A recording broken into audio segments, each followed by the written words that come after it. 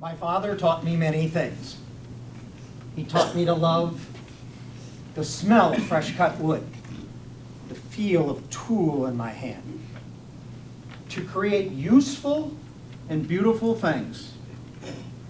He told me stories of our people. He told me proudly that the promised Messiah would come from our own family line. I was amazed. I was removed. I never thought I'd be part of it. Holding my infant son in my arms for the first time, I looked down onto his small face and held his tiny little body and tried to understand that I was a father now.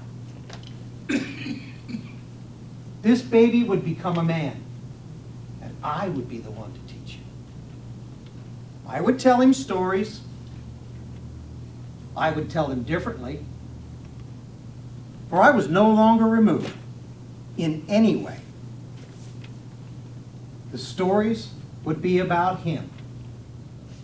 All the stories had always been about him. I held him tightly to my chest.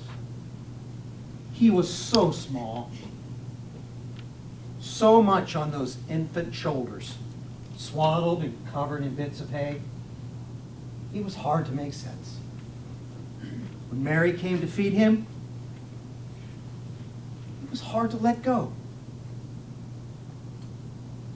I did my best.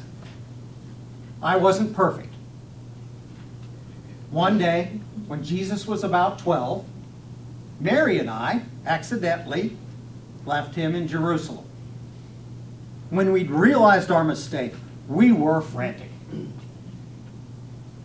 We found him in the temple with the teachers. Mary was the first to speak. I was the first to spot him. My boy standing there, no longer a boy, but a young man, stopped me in my tracks. He asked questions that never occurred to me.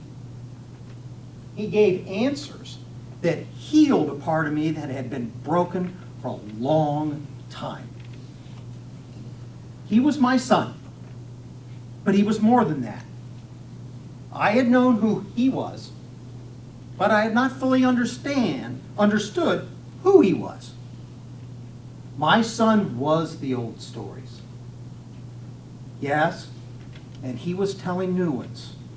My son, my all, the Lord of all.